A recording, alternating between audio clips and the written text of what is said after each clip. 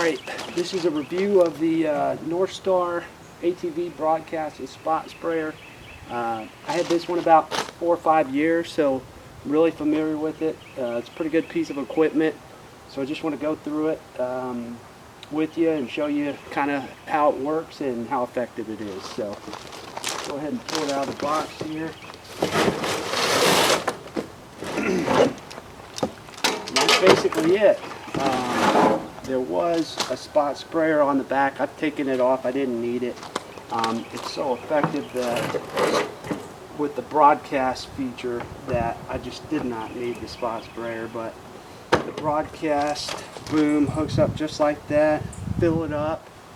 Put your Roundup or whatever you're spraying in there, and this is going to hook directly to the battery of the ATV with these hooks. So I'll show you that in a second, but this is it right here. I'm going to go ahead and get it hooked up, and then I'll show you how it works.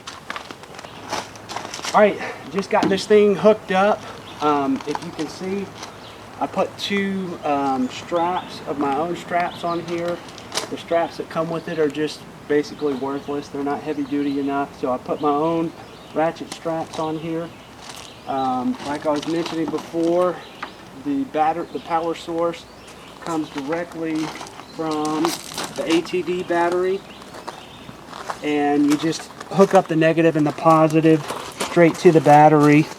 Really simple, and you close the seat, and then it's kind of over your back. You don't even have to worry about it. This is the on-off function right here. So when you're ready to spray, you hit it. You got everything set. This is what the spray nozzle does.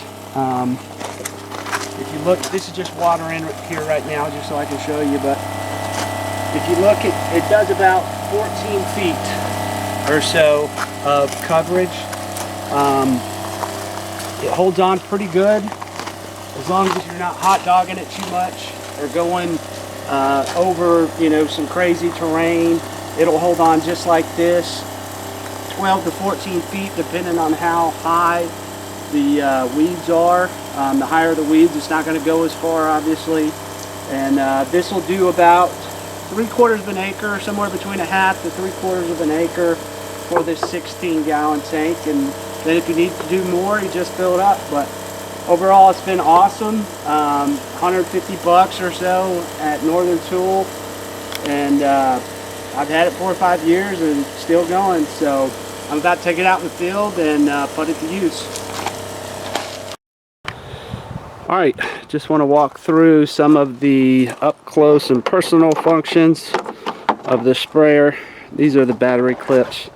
The cord going to the power source is about 7 or 8 feet long, I'd say. The on and off feature is really handy. It shuts it completely off. You don't have to worry about overspray or something, parts you don't want to spray. The boom works great. It's really simple. You just kind of click it in that spot right there, and the boom hangs out. You do get a little bit of dribble off here, so it's not a perfect system, but overall the spray was about 10 or 12, maybe 14 feet if you've got no high weeds. The pump has worked just fine for me for 4 or 5 years. Like I mentioned before, I took off the spot sprayer just because the hose was so long. It wasn't convenient for me. I used other spot sprayers. Here's all the features that's listed on it. 12 volt, 2.2 gallons per minute open flow.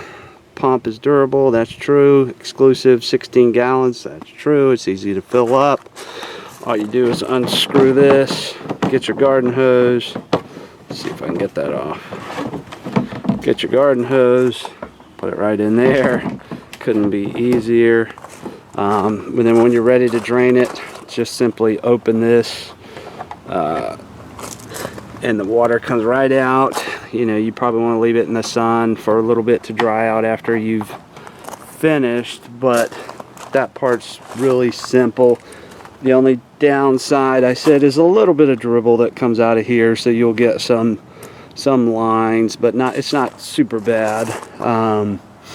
Also, if there's tall weeds, you know, they can hit the boom and knock it off, but it doesn't happen very much. So it's true. I mean, it says 14-foot broadcast. That's absolutely true.